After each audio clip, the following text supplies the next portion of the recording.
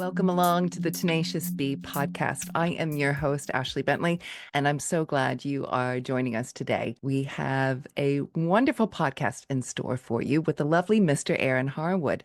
So hopefully you've already seen the little mini pod that Ron and I did, which I released a couple of weeks ago. This is a totally new conversation that we had where we really do a deep dive into his wellness regime. He really has an amazing routine of building resilience and deepening self-care. So I know you're going to get a lot out of today's episode. I'd like to first thank the sponsor of the podcast, Integrative Coaching, Breathwork, and Hypnotherapy, a multidisciplinary, holistic approach to wellness. Make sure to check out the YouTube channel for Integrative. There you will find some guided meditations and some yoga nidras and some binaural beats, all recorded by me. So definitely check that out. Also check out their website, integrativeiom.co.uk, to get in touch, to find out about one-to-one sessions, also corporate wellness. One-to-one sessions are done via Zoom, which means you can be anywhere in the world. Please also inquire for Integrative's corporate wellness options. If you'd like to be a sponsor of the podcast, please do get in touch. tenaciousbepodcast@gmail.com is the email address. So enjoy today's podcast and remember to stay into the very end because we have a lovely guided meditation for you to enjoy the last 10 minutes of the podcast. Enjoy. So welcome along to episode 2 of the Tenacious Be podcast. We are right in the middle of Zen and the Art of the Mind. I have a very lovely guest for you all to enjoy today. I've got a nice little introduction I'm going to read out for you. So, ladies and gentlemen, it is with great pleasure that I introduce our esteemed guest for today's podcast, the lovely Mr. Aaron Harwood. Aaron is a multifaceted individual embodying the roles of musician, engineer, martial artist, and devoted father. Born and raised here on the Isle of Man, his journey into the realm of music began at a young age as he found inspiration in the timeless melodies of his father's 1960s tapes. His musical odyssey continued to unfold, fueled by a diverse array of influences, including the eclectic sounds of Atlantic 252 that accompanied many a car journey. Although Aaron's passion for music ignited early on, it wasn't until his late teens that he ventured into the realm of songwriting. Armed with determination and an unyielding spirit, he picked up his first guitar at the age of 18, embarking on a transformative journey of musical exploration. And after 10 years of learning to play guitar, Aaron's dedication and perseverance paid off, culminating in the release of his debut EP, Turn Up the Rock and Roll, in 2022. And building on this initial success, he unveiled his inaugural album, The Great Silence, in 2023. With the support of his friends and the Isle of Man Arts Council, he brought his musical vision to life. As he continues to evolve as an artist, Aaron currently is writing a new and very different project to the last 2 releases, and he hopes to have more music out this year. You are very busy. With each composition, he invites listeners on a transformative journey of introspection and discovery, weaving together intricate melodies and heartfelt lyrics that resonate deeply with the human experience. He's also extremely dedicated to personal development and personal growth, and I'm always learning new things in that regard whenever I talk with him. So I'm very much looking forward to exploring some of these today with Ron. So please join me in welcoming Aaron Harwood, a visionary artist whose passion for music and the human experience knows no bounds, and whose creative spirit continues to inspire and uplift us all. Welcome along.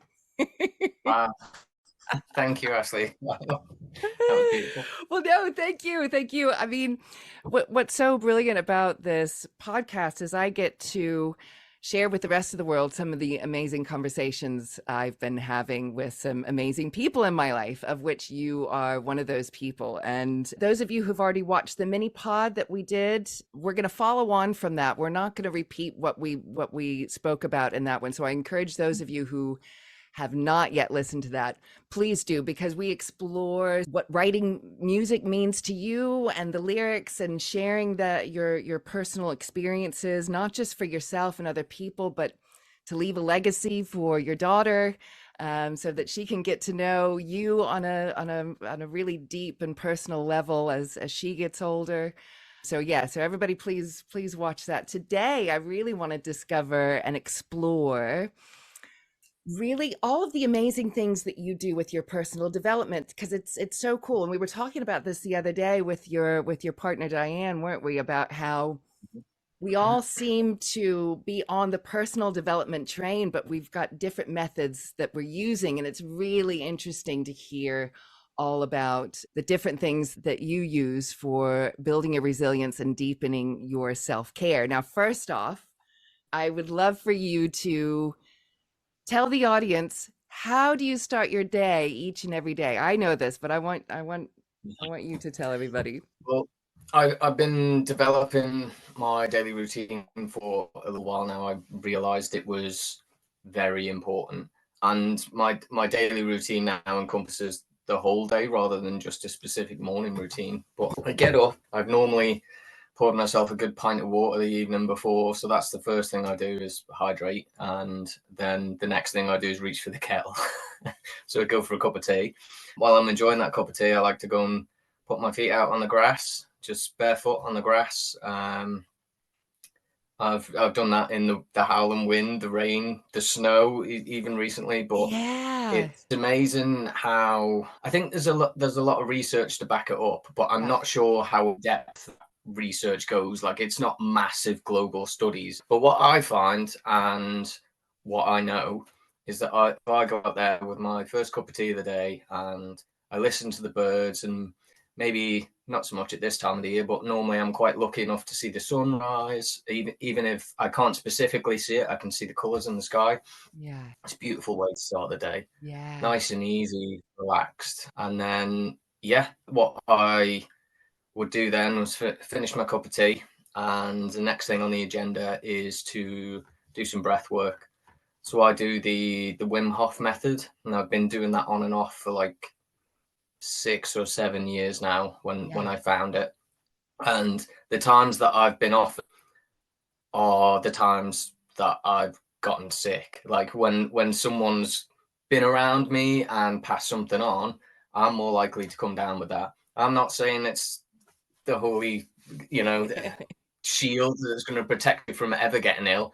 What I'm saying is that's what I've noticed. And when I'm on it, when I'm doing the breath work and the cold exposure, I don't seem to get sick. I'll get a sniffle or a leaky nose or something like that.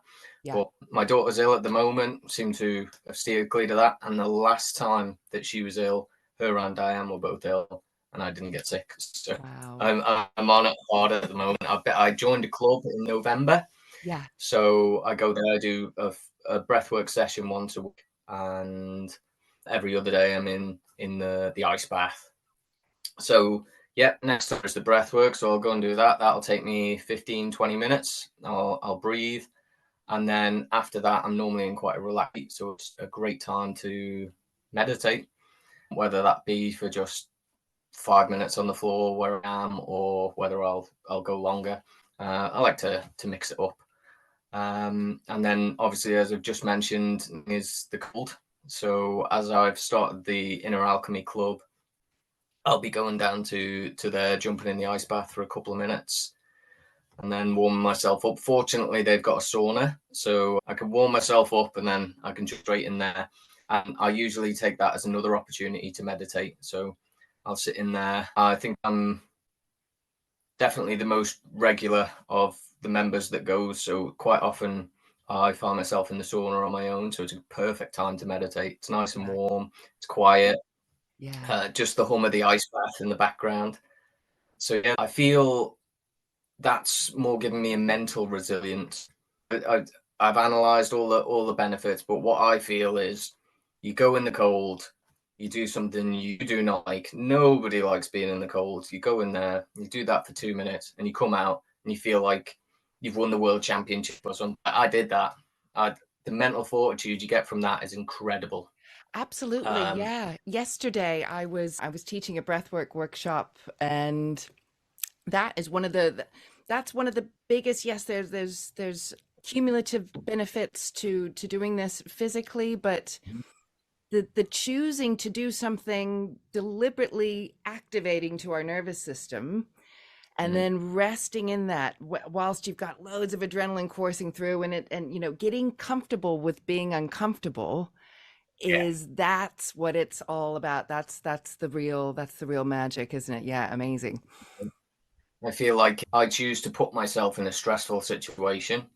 I then have developed a technique to deal with that stressful situation. So I do that every morning, whether that's in the cold shower here or I'm going to the ice bath. So when I do end up in a stressful situation, I'm practiced. Exactly. I I've got something to fall back on. It hasn't just snuck up on me and I'm completely unprepared for this. So I'm either gonna get really sad, really angry, or throw all my toys out of the pram, or whatever. I've got something to fall back on that I practice every single day. If Yeah. you practice anything every day, you're going to be good at it. That's what I think. Absolutely, absolutely. And this is the problem that we're finding ourselves in the world, is we're designing our lives to be very comfortable, and we can turn on the heat when it's cold, and we can turn on the fan when it's hot, and but that's coming at a Yeah. cost. Our resilience is just so, yes, deliberately putting ourselves in a state of high arousal allows the totality of our being to get used to this. Okay, we know how to handle this. We do this every day. So when it happens, when it's not our choice, we can deal with it. Yeah, it's really crucial, and a missing link for so many people, I think. Yeah, I think it's a little bit of sort of lost magic, I'd call it, because way back in the wens when we didn't have nice warm houses with, like you say, with air conditioning and central heating and hot showers and all of that, we were out in the wilderness in the cave. That's what our bodies were used to. And that's how we coped with those stresses, because we were constantly dealing with the elements, the temperature, the threat of whatever may be nearby. Maybe in this neck of the woods, probably bears at some point. I don't know. Yeah. I don't know if we have bears here, but Yeah. certainly wouldn't have been lions. Yes, But it, yes. it yeah, we were constantly dealing with that stress and yet living the lives that we were living. And now, because we, like you say, we live such comfortable lives, we're never too hot, we're never too cold. We have forgotten how to deal with stress. Yes, But we feel like being uncomfortable shouldn't is we need to run away from it. And Mhm.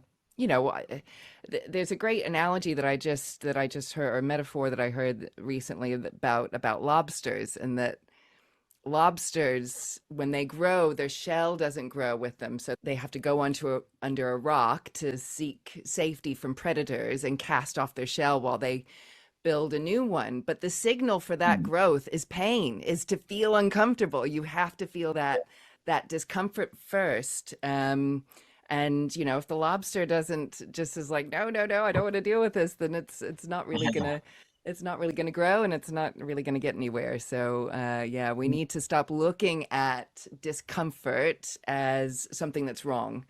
It's always an opportunity for growth. Mhm. So yeah, yeah, I excellent. All right, like to keep going, think, keep going. yeah, I like to think one foot in the unknown is the best place to be. And if you're Yes, always in your comfort zone, you think nothing changes.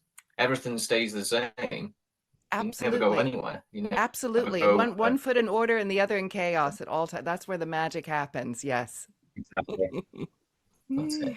So yeah, next on my daily practice would be taking some specific time to relax. So whether that be in, like I've mentioned, in the sauna at Inner Alchemy, or I have a gym membership which has a spa attached, and I'm not gonna lie, I don't use the gym very very often. I go and use the spa, so they've got the steam room, the sauna, and the jacuzzi.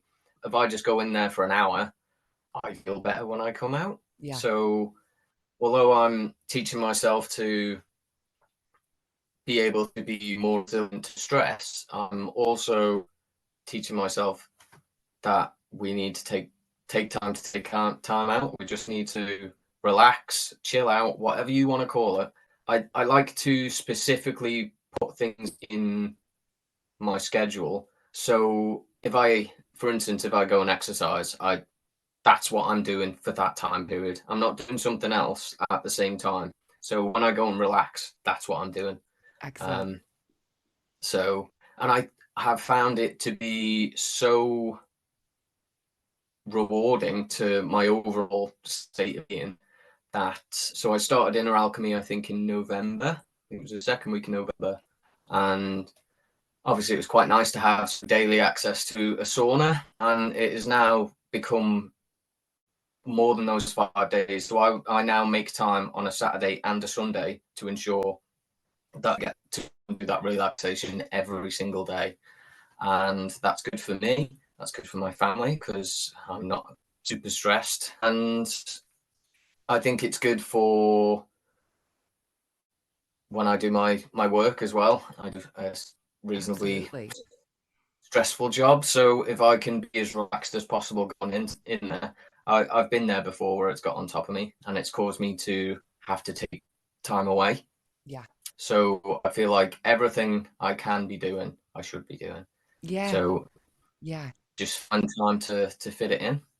That's That's what I just it. feel. I tell so many of my clients who are, just like Ashley, I don't have 5 minutes to spend to myself. I'm like, you need to look at your self-care as if it's a part-time job and treat it like that. You have to go into work every day. You have to make time for yourself every day. And you're exactly right. It's not being selfish. It's, in fact, the exact opposite, because when we make sure that we're looking after ourselves properly, then we are the best we can be for our loved ones, in our job, in our creative endeavors, in everything.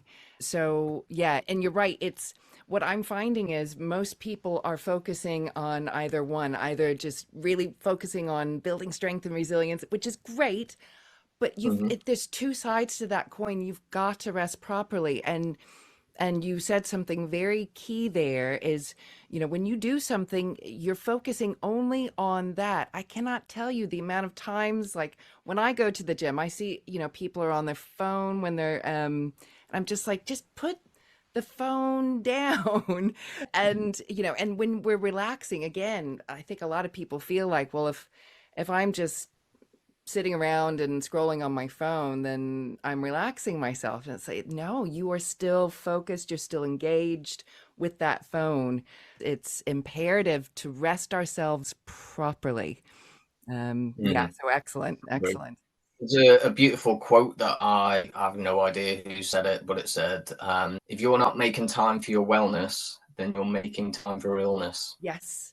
Yes. There's a meme of that I send to clients quite regularly, because it can be quite daunting when people are trying to find space for themselves and putting their needs first, and it just really highlights how often so many of us push that away. They just think, no, no, no, no, no, I need to be productive, productive, productive 24/7. And yeah, no, eventually that dam's gonna burst. So yeah, amazing, amazing. And I know one of the things that, well, I don't want to get ahead of myself.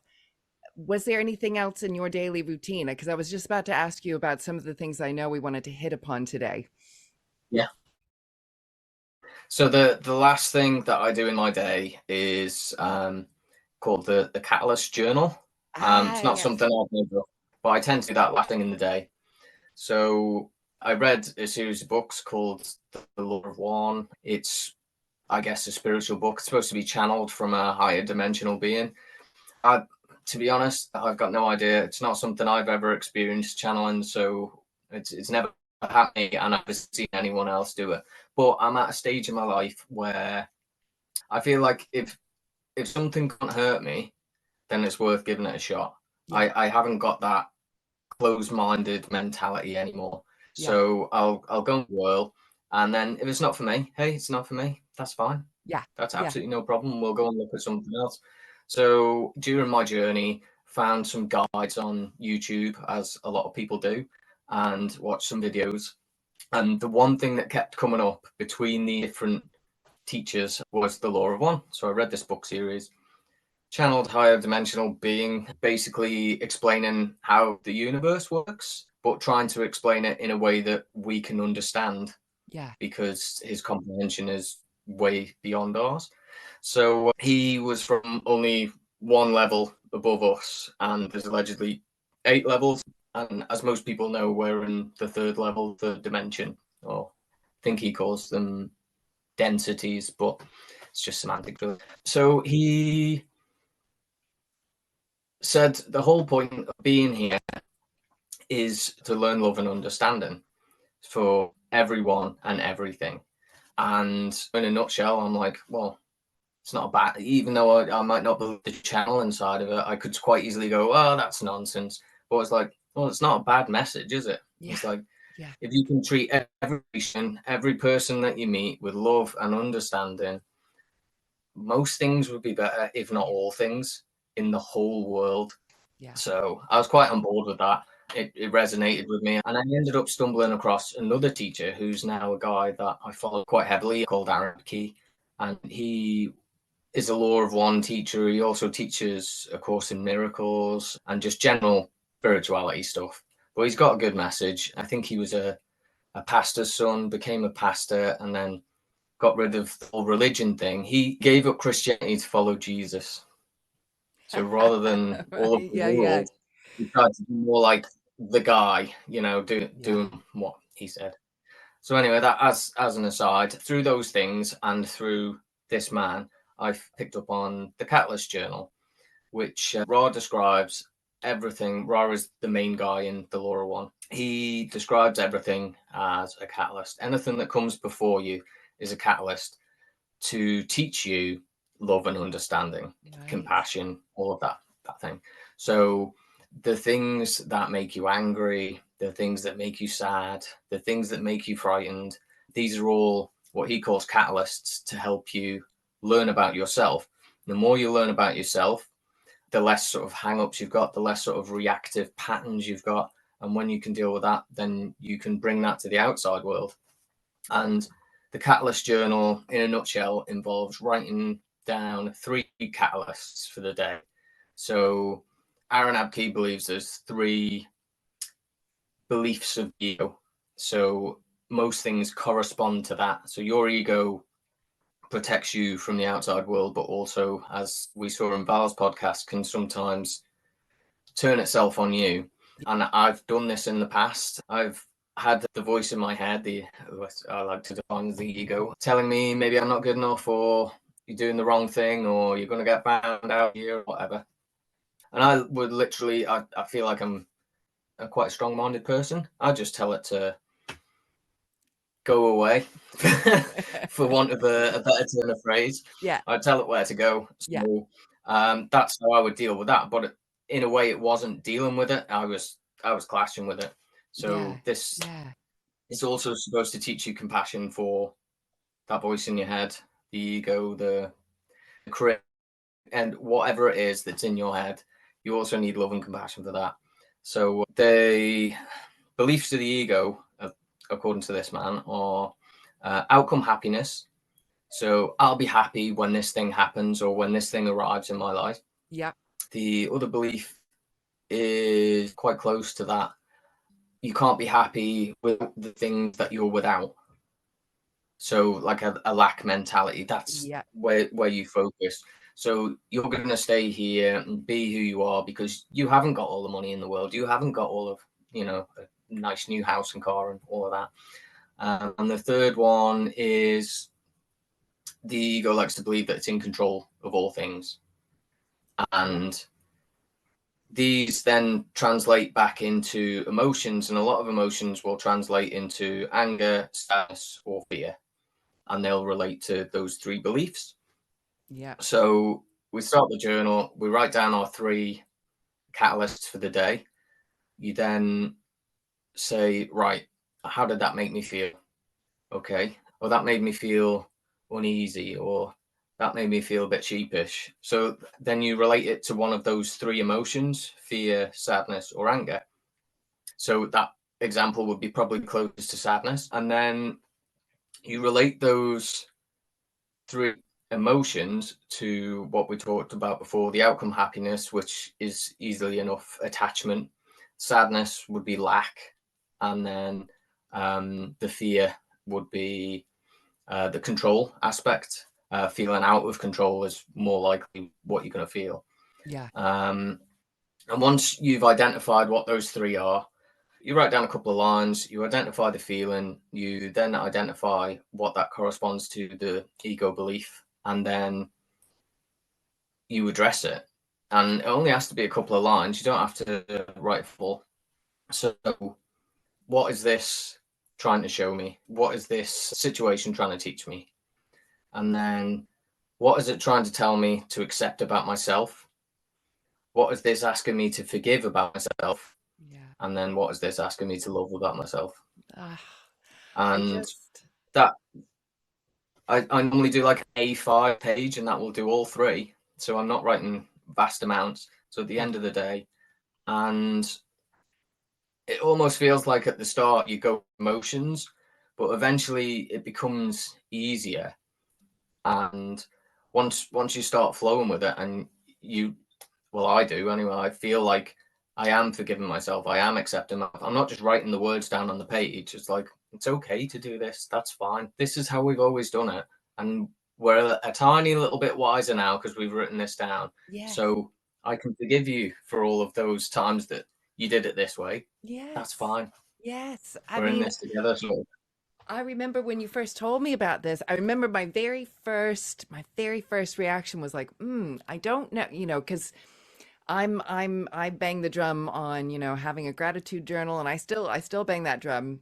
And I know you do too, but this takes it to another level. So my initial worry was like, if we are at the end of the day scanning our day for, the most difficult parts of our day, then that could affect how we see the world. But then once you explained it fully, it's like this takes a gratitude journal like 10 levels up, because you're basically reframing the worst parts of your day into learning about yourself and reframing it into, okay, what good have I gotten from this? How has this actually gotten me closer to where I want to be?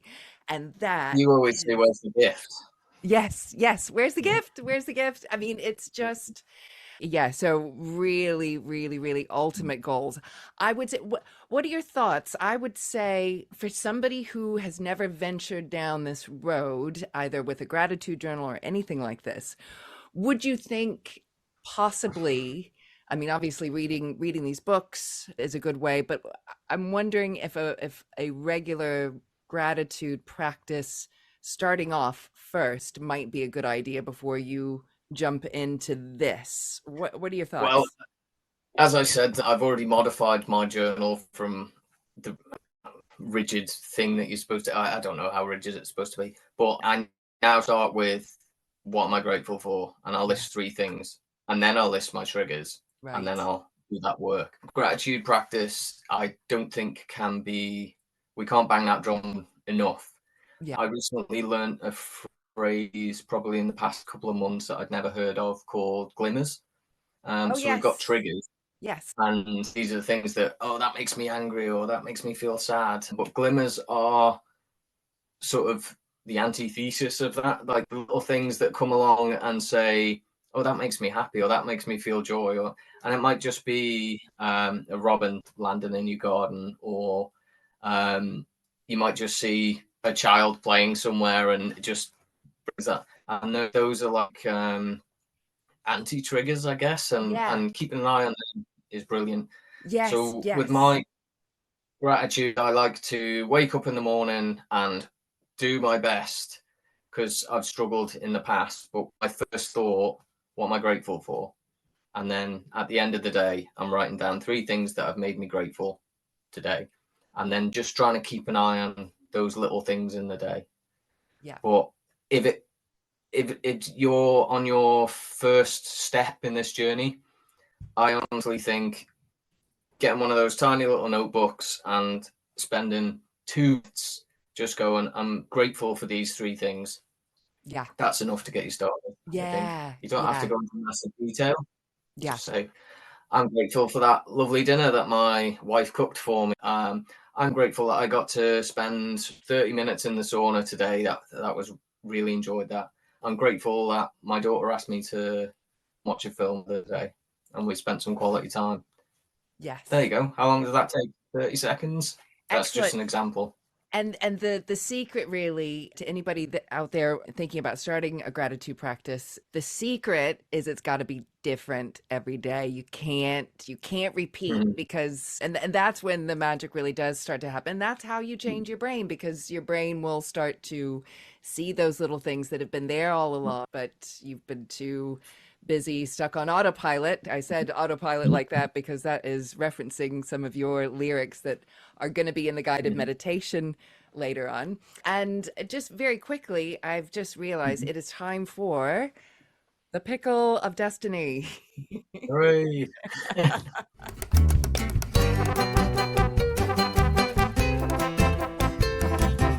Right. Okay. So we've got a random question here that has been sent in, and please do, anybody out there, please send in your pickle of destiny questions for our guests. We keep them nice and generic so that they will fit for any guest. So today's pickle is: what is a piece of advice that you received early on in your life but ignored, only to realize later that it was true and profound? The one I actually always go back to, weirdly, is not something someone said to me, but it's a logo, All like right. a slogan, and from a very well-known brand. Just do it. Yeah. And it's weird, like, how many thousands of times must I have seen that growing up on adverts and clothes and whatever, and then now I'm like, that's actually quite profound. If you just do it, then you'll find out whether or not you like it, whether or not it's for you or not, whether or not you can do it, whether or not you need practice to do it.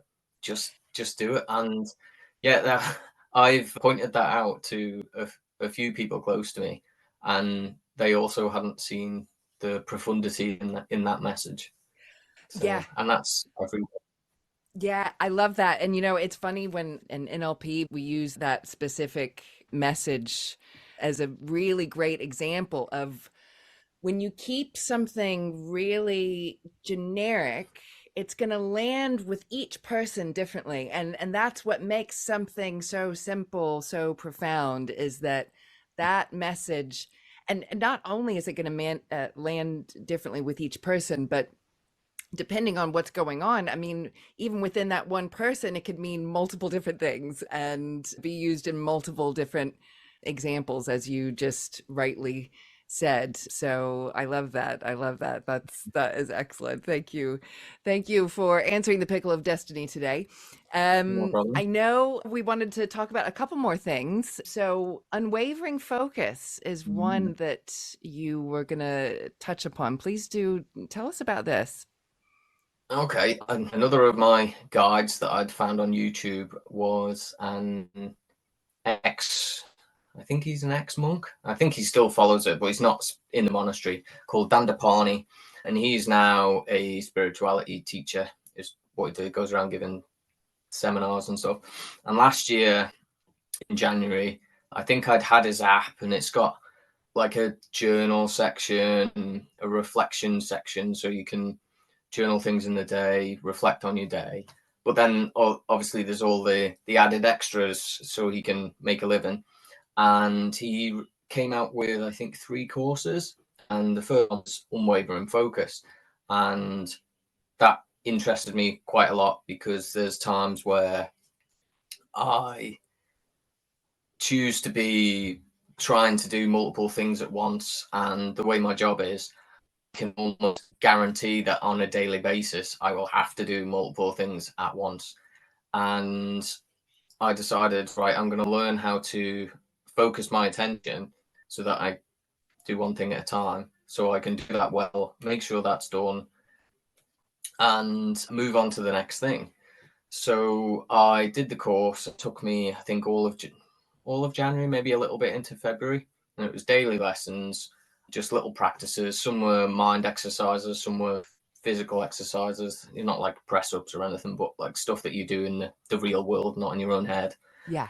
And I really got on board with just the ethos of the unwavering focus, doing one thing at a time, doing it well, maybe going a little further than you would if you were also trying to make a cup of tea and on the phone at the same time, you know, while you're cooking dinner.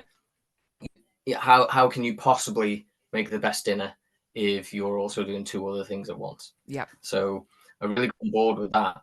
And it is something that I have integrated into my life. So we're a year on, and I will literally I will stop what I'm doing. I'll go, why are you doing three things at once? I'll say it out loud. Why are you doing three things at once? Just do one thing at a time. Well, this is the most important. This is the next important. And this is the next important. This one's time sensitive. That one's not time sensitive. We'll do this one first. And he often reminded during the course, everything is important.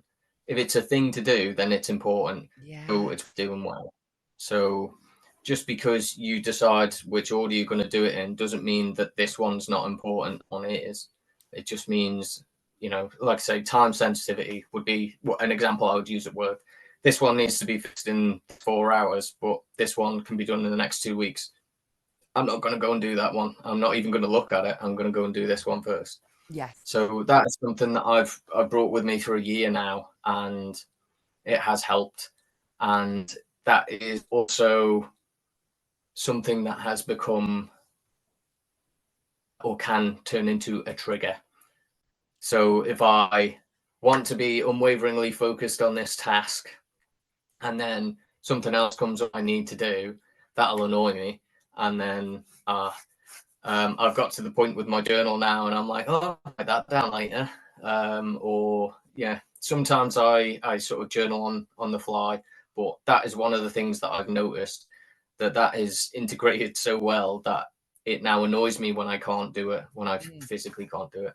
And I couldn't doing one thing at a time enough. It has really just brought a peace and an ease to doing things. There's so much less stress when you do one thing at a time. Yeah, yeah. And this is really, especially for people like myself, I've got ADHD. There's a great analogy that we use for people with ADHD. It's like we've got 20 browsers open in one go. And, there have been times in my life where I almost kind of like got off on the fact that, oh, I can do this and do this and do this. And that's also very tied up in my hurry up driver, which is a whole other conversation to have. But you're right, so when I intentionally slow myself down, and what you're also allowing when you have that focus on that one thing is it allows you to go into the flow state. You can't go into the flow state if you're doing other things, and it also allows you to be present. I think about this all the time when I do the dishes now. There's a Thich Nhat Hanh quote. It's something to do with the fact that, if you are doing the dishes to finish them so that you can do something else, then you are not really doing the dishes. You need to, yes, treat that moment as special as anything else that you do in that day. In fact, make the thing that you least want to do in your day the most mindful thing that you do. And that is turning a trigger into a glimmer, I think. So I really like that. It helps to slow us down. It helps us to be fully present in what we're doing when we focus on one thing at a time. We've been glorifying multitasking, I think, for far too long, and it's coming at a cost. So excellent, excellent. And Barney would argue that you can't multitask. It's actually impossible. So even if you are doing multiple things at once, at any specific 1 second, you're only doing one thing. It's your mind that's everywhere. Yes, that's such a good point. Yeah, get yourself in alignment with what you're doing. Get that mind in aligned with the task at hand. And that's when, again, that's keeping one foot in order. Keep that one foot in order and then the other foot in chaos, and you can skate around doing that quite happily. So excellent. Let's see. So we've only got a few more minutes left. I know we wanted to talk about meditation and Wim Hof. We've kind of touched upon. We're so lucky that we've got a certified Wim Hof instructor here on the Isle of Man, and he's opened up a great facility where people can go and do their ice baths and do their breathing and do the sauna, and you incorporate your meditation within there. Do you want to tell us about the different types of meditation that you do? So yeah, like I say, ideally meditate twice a day, early and late or later. But the reality is sometimes I only get one in a day. Yeah. And it's likely after I've done my breath work, because it's very easy to just carry on lying down for another 5 minutes. Yeah. But if I get to do it, I'll do it in the sauna as well. But obviously, if there's people to interact with, that doesn't always happen. But my go-to is to sit in stillness, sit in quiet.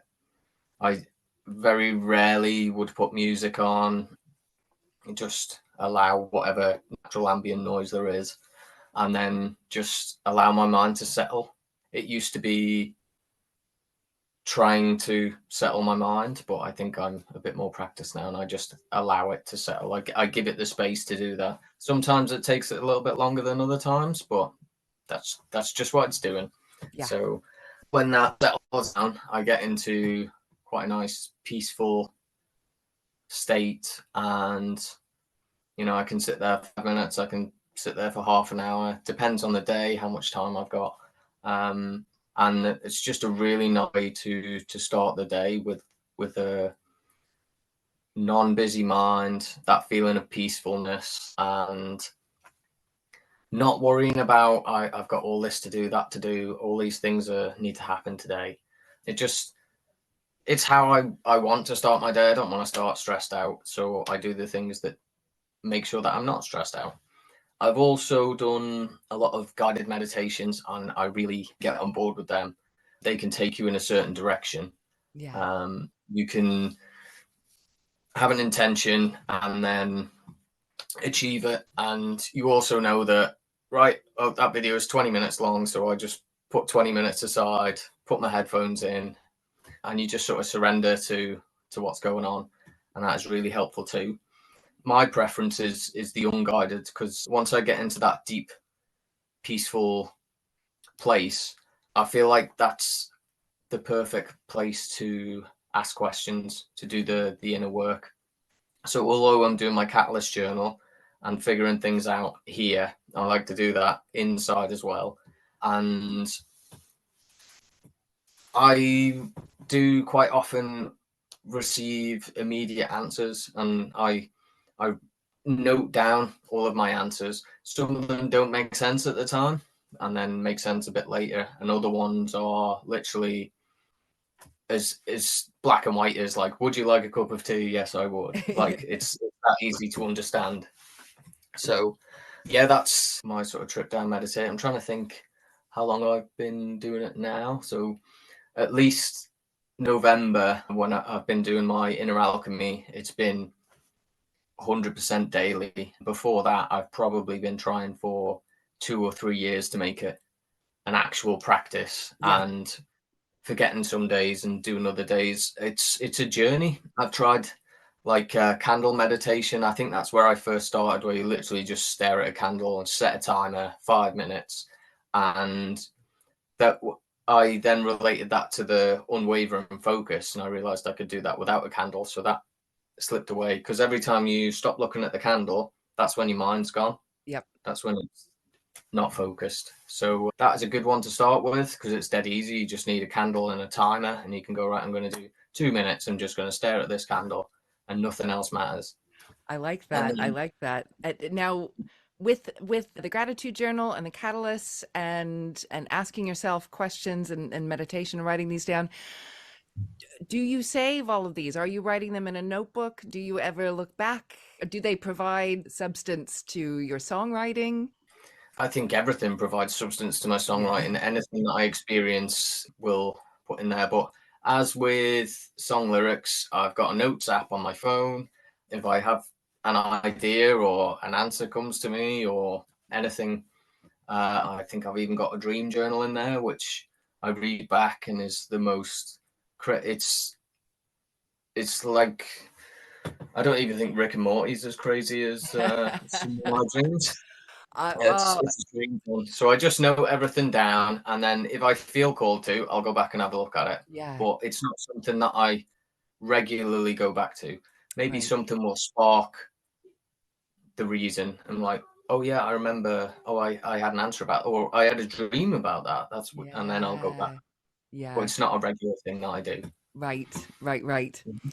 Well, speaking of which, we're coming to the part of the program where we get down to business and cultivate the witness. And I want to have you on again because I'm just realizing one thing that we haven't touched upon today that I think would be great for a future episode is, and it's something I know very little about, and that is martial arts Mhm. and what that brings to your life. Because what I do know about martial arts is it's not just about the movements, it's about a Mhm. greater message to approach life and approach yourself. And I'm fascinated by it. So I hope we can have another conversation and dive deep into that because I think you would be a great person to tell us all about that.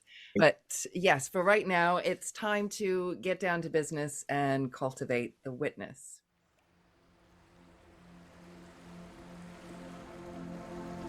Today's guided meditation is inspired by song lyrics that Mhm. Aaron has written. So people need to which get the album or the EP or both.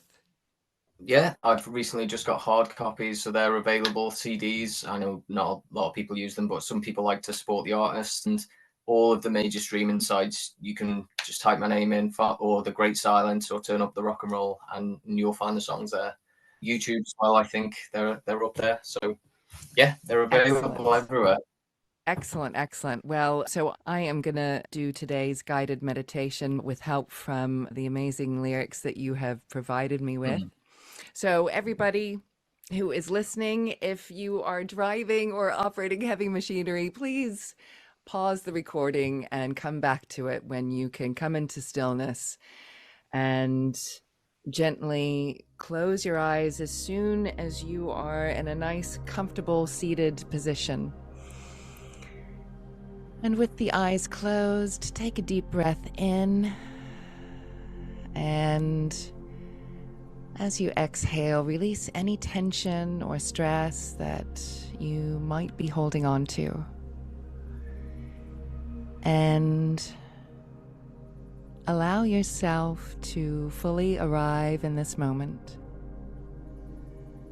embracing the stillness that surrounds you.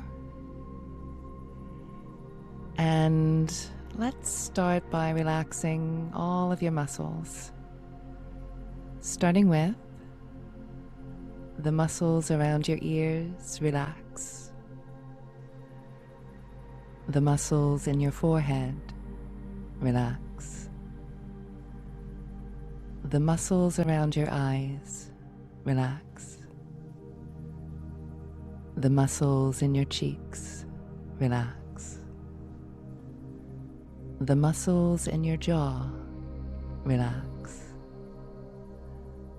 The muscles in your scalp. Relax. The muscles at the base of your skull. Relax. The muscles in your neck and shoulders. Relax. The muscles up and down your back. Relax. The muscles in your bottom and pelvis. Relax. The muscles in your stomach and chest. Relax. The muscles in your arms, hands, and fingers. Relax. And the muscles in your legs, feet, and toes. Relax. Good. Take some time for you. Allow these words to resonate within you. echoing the importance of self-care and introspection. Take all you can to get you through, embracing the strength and resilience that lies within.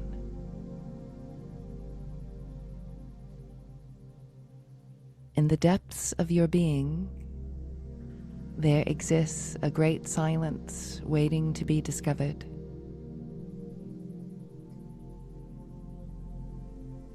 With each breath, journey inward, past the noise of the outside world, and into the sanctuary of your inner self.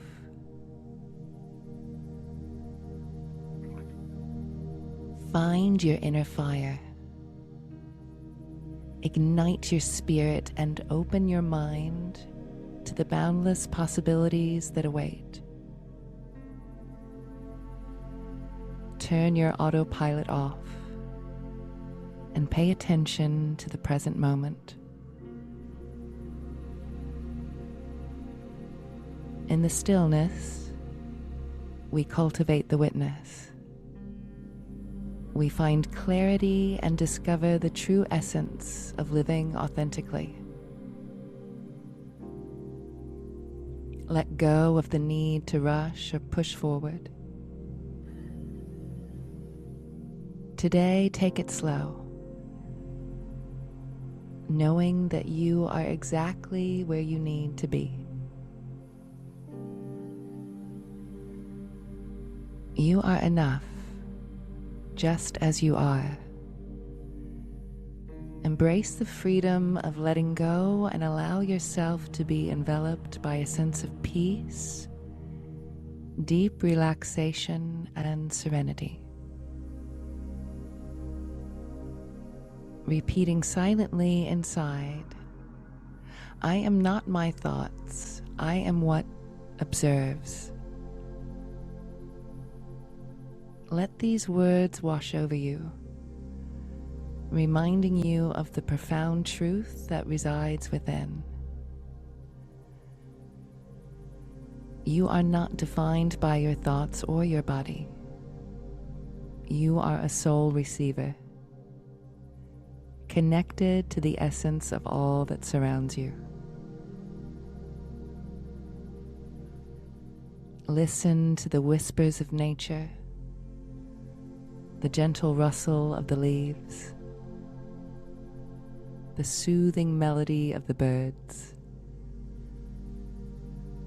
Allow the symphony of existence to guide you home to yourself, back to the essence of who you truly are.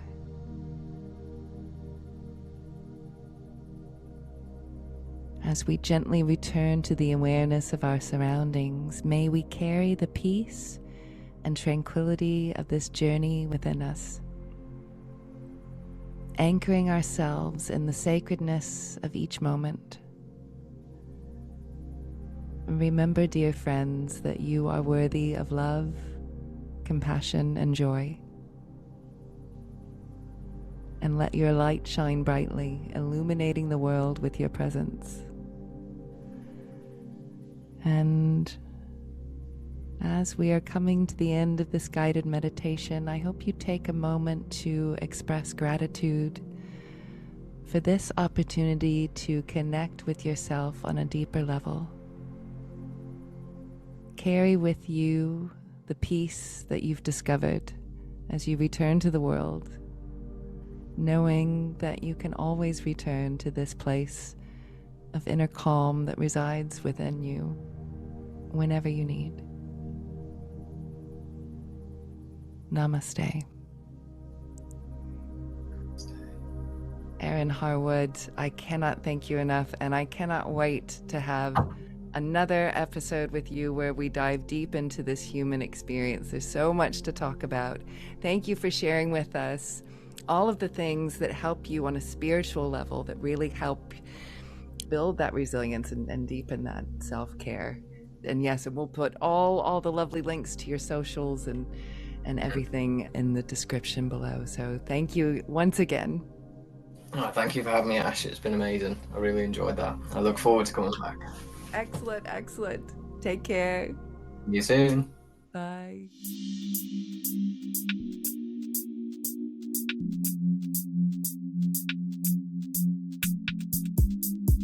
If I could sing or play an instrument for you, I would sing and play an instrument for you. If I could dance for you, I would dance for you.